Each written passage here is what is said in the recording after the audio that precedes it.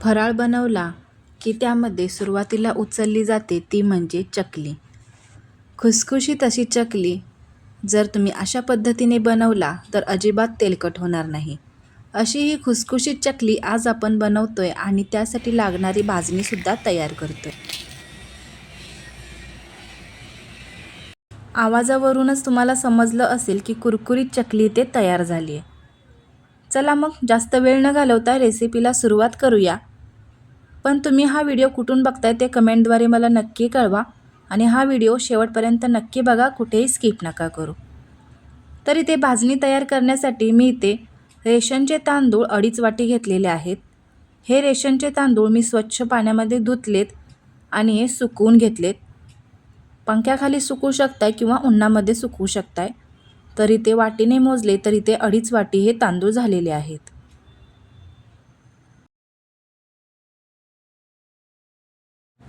ज्या वाटीने आपण तांदूळ मोजून घेतलेत त्याच वाटीने आपण पुढे लागणारी सगळी धान्य मोजून घेणार आहोत. तर सुरुवातीला आता आपण कढईमध्ये तांदूळ भाजून घेऊया. गॅसची फ्लेम स्लो ते मीडियम असावी. फास्ट गॅसवर सुद्धा हे तांदूळ भाजायचे नाहीत, नाहीतर मग ते काळपट होऊ शकतात. तर गॅसची फ्लेम मी मीडियमच ठेवली आणि मीडियम फ्लेमवर हे सतत हलवत राहायचं हे तांदूळ आणि तांदळाचा एक दाणा खाऊन बघायचा. जर कुरकुरीत झाला असेल तर मग हे तांदूळ लगेचच काढून घ्यायचे. आता त्याच कढईमध्ये त्याच वाटीने आपण 1.5 वाटी हरभऱ्याची डाळ घालणार आहोत. डाळसुद्धा आपण मीडियम गॅसवर भाजून घेऊया. डाळ भाजल्या भाजल्या ती नरम असते, त्यामुळे ती थंड झाल्यावरच समजते की कडक झाली की नाही. तर डाळसुद्धा मी 2 ते 3 मिनिट भाजून घेतली. ती काढून घेतल्यानंतर त्याच वाटीने अर्धी वाटी उडदाची डाळ घालून घेऊ. उडदाची डाळ भाजल्यानंतर अर्धी वाटी मुगाची डाळ भाजून घेऊया. आणि जे काही आपण सगळ्या डाळी भाजून घेतोय त्या आपण एका कापडावर वेगवेगळ्याच ठेवायच्या. थंड झाले की आपल्याला समजतं की कुठली डाळ नरम आहे, कुठली डाळ कडक आहे. मग नरम राहिलेली डाळ आपण पुन्हा एकदा भाजू शकतो. तर आता 2 चमचे मी इथं शाबू घेतलेत, ते सुद्धा आपण भाजून घेऊया. शाबू घातल्यामुळे चकलीला थोडासा चिकटपणा येतो. तर शाबूसुद्धा चांगले फुलेपर्यंत आपल्याला हे भाजून घ्यायचे आहेत. तर हे बघा, शाबू फुलायला सुरुवात झाली आहे. आता हे साबुदाणे काढून घेऊया. आता अर्धी वाटी पोहे घेते, जे आपण कांदे पोहे बनवण्यासाठी वापरतो तेच पोहे घेतलेत. ते सुद्धा आपण 2 ते 3 मिनिट भाजून घेऊया. पोहे घातल्यामुळे चकली आपली ही खुसखुशीत होते. आता गॅसची फ्लेम स्लो केले. त्याच्यामध्ये आता मी 2 चमचे धने घालून घेते आणि 1 चमचा जिरे. आता हे सुद्धा स्लो गॅसवर 1 मिनिट भाजून घेऊया आणि असंच ठेवूया. गॅस बंद करूया. कढई गरम आहे त्यामुळे ते लगेचच भाजले जातात. तर हे बघा, एका कापडावर मी सगळं वेगवेगळं काढून ठेवलेलं आहे. आता प्रत्येकातला एक एक दाणा जर तुम्ही खाऊन बघितलात कुरकुरीत असेल तर मग आपण हे सगळं मिक्स करून घेऊया. जर एखादी डाळ किंवा तांदूळ नरम असेल तर पुन्हा एकदा ते भाजून घ्यायचे. तांदूळ आपण हे कुरकुरीत होईपर्यंत आणि डाळी थोड्याशा डाग होईपर्यंत आपण ह्या भाजून घेतलेत, त्यामुळे सगळे जिन्नस इथे कुरकुरीत असे तयार झालेत. तर थंड झाल्यानंतर मी ही भाजणी सगळी एकत्रितरित्या करून घेतली आणि आपण ही गिरणीमध्ये बारीक अशी दळून आणणार आहोत. तर दुसऱ्या दिवशी मी गिरणीमधून ही भाजणी बारीक अशी दळून आणलेली आहे. पीठसुद्धा बघू शकताय बारीक असं झालेलं आहे. भाजणी करताना आपण सगळे जिन्नस मोजून मापून घेतलेत, तरीसुद्धा पीठसुद्धा आपण आता हे मोजून घेणार आहोत. कपाने जर पीठ मोजत असाल तर अशा पद्धतीने सपाट घ्यायचं आणि जर वाटीमध्ये घेत असाल तर पूर्ण वरती आपण टेकडी जशी बनवतो तशा पद्धतीने वाटीमध्ये हे पीठ घ्यायचं. तर इथे एकूण 6 कप इथे पीठ तयार झालेलं आहे. तर एका कपासाठी आपण पाऊण कप पाणी घालणार आहोत. तसंच आपण 6 कप पीठ झाले त्यासाठी 6 वेळा पाऊण कप आपण हे पाणी घालणार आहोत, म्हणजे पाण्याचा अंदाज अजिबात चुकणार नाही. पाणी कमी झालं तरी चालेल, पण जास्त झालं तर पीठ खूप सैल होतं. पीठ सैल झालं की मग थोडीशी चकली तेलकट होऊ शकते. त्यानंतर पाण्यामध्ये चवीनुसार मीठ घालून घेऊ. अर्धा छोटा चमचा हळद पावडर, 1 चिमूटभर हिंग पावडर, 2 ते 3 चमचे लाल तिखट, तिखटसुद्धा तुम्ही तुमच्या आवडीनुसार घालू शकताय, पण जास्तसुद्धा घालायचं नाही, नाहीतर मग चकलीला कलर भडक असा येऊ शकतो. त्यानंतर अर्धा चमचा ओवा असा रगडून घालायचा, म्हणजे फ्लेवर खूप छान येतो. त्यानंतर 2 चमचे सफेद तीळ घालून घेऊया, त्यामुळे चकली खमंग अशी बनते. तर पाण्याला उकळी येत आहे तोपर्यंत आता आपण याच्यामध्ये 3 चमचे अमूल बटर घालून घेऊया.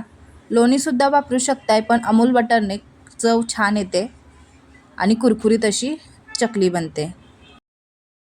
3 चमचे म्हणजेच साधारणपणे मी इथे 50 ग्रॅम अमूल बटर वापरलेलं आहे. तर आता हे सगळं व्यवस्थित मिक्स करून घेऊ आणि ह्या पाण्याला चांगली 2 वेळा उकळी येऊ देऊया. तर हे पाणी आता व्यवस्थित चांगलं उकळलं गेलं आहे. आता आपण गॅस बंद करूया आणि गॅस बंद करायचा आणि लगेचच याच्यामध्ये पीठ घालायचं नाही, नाहीतर मग गुठळ्या होतात. तर आपण 1-2 वाफा जाऊ देऊ. तर हे बघा थोडंसं थंड झालं आहे, जास्त पण थंड करायचं नाही, कोमटसं पाहिजे. आणि मग आपण याच्यामध्ये सगळं पीठ घालून घेऊया आणि चमच्याने व्यवस्थित मिक्स करून घेऊ. गॅस बंदच आहे. तर सगळं पीठ हे मिक्स करून घेतलं आहे.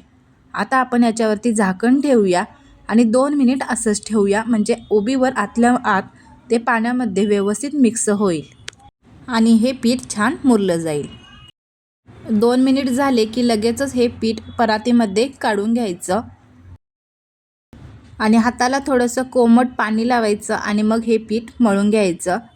पाणी घालण्याची अजिबात गरज नसते, आहे त्या पाण्यामध्ये हे व्यवस्थित पीठ मळलं जातं. जर गरज वाटलीच तर मग कोमट पाण्याचा हात लावायचा. तरी ते सगळं पीठ आता मी मिक्स करून व्यवस्थित मळून घेते.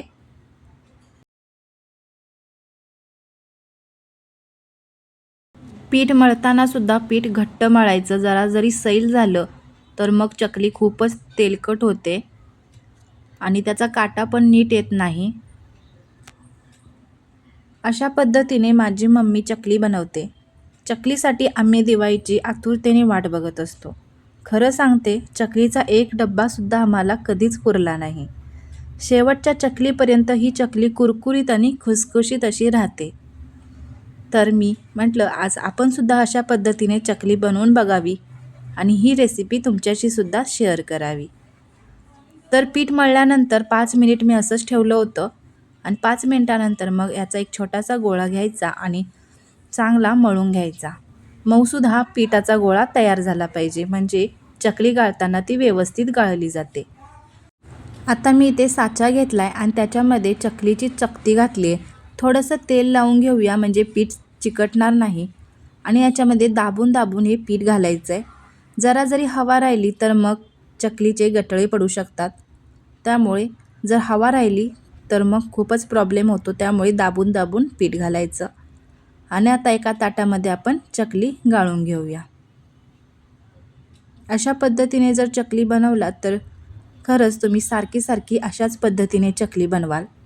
राहिलेलं जे परातीमध्ये पीठ आहे ते झाकून ठेवायचं, नाहीतर मग ते कडक होतं. लागेल तसंच थोडं थोडं पीठ घेऊन चांगलं मळून घ्यायचं आणि मग साच्यामध्ये भरायचं. तर मी ते अशा पद्धतीने हे बघा, कुठेही चकली तुटली जात नाही आहे, व्यवस्थित अशी चकली पडली जाते. तरी ते अशाच पद्धतीने सगळ्या चकल्या बनवून घेऊया. चकल्या बनवत असतानाच मी गॅसवर कढईमध्ये तेल गरम करण्यासाठी ठेवले आहे. चकल्या जास्त वेळ बनवूनसुद्धा ठेवायच्या नाहीत. एक ताट बनवलं की लगेचच तळायला घालायचं आणि पाठोपाठ लगेचच चकल्या बनवून घ्यायच्या, नाहीतर मग त्या चकल्या सुकल्या जातात. तर मी इथे सुरुवातीला 2 ताटं मी चकल्या बनवून घेतलेत आणि आता आपण तेलामध्ये ह्या तळून घेऊया. तेलसुद्धा छान कडकडीत असं गरम झालं आहे. आता मीडियम फ्लेमवर या चकल्या आपण तळून घेऊया. तर कढई मी पसरटच घेतली आणि जेवढ्या बसतील तेवढ्याच चकल्या याच्यामध्ये तळून घेऊया. तर थोडेसे बुडबुडे कमी झाले की मग आपण चकली पलटवून घेऊ आणि दोन्ही साईडने व्यवस्थित तळून घेऊया.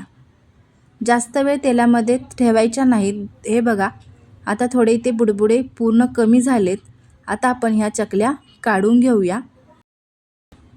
बघा चकली तेलामध्ये सुद्धा अजिबात तुटली नाही आहे तशीच चकली राहिली आहे. आता दुसरी बॅच आपण तळून घेऊ. दुसरी बॅच तळायला ठेवली की लगेचच पाठोपाठ दुसऱ्या चकल्या बनवून घ्यायच्या. तर ह्या दिवाळीमध्ये किंवा मध्येच कधी तुम्हाला चटक आली तर अशा पद्धतीने चकल्या नक्की बनवा. खूप छान होतात टेस्टला. तर ह्या व्हिडिओमध्ये आपण भाजणी कशी तयार करायची आणि त्या भाजणीपासून चकल्या कशा बनवायच्या हे बघितलं. ह्या प्रमाणामध्ये 80 ते 100 चकल्या आरामात होतात. तुम्ही बघू शकता एकही चकली इथे तुटली नाही आहे. सगळ्या चकली व्यवस्थित अशा तळून घेतलेल्या आहेत.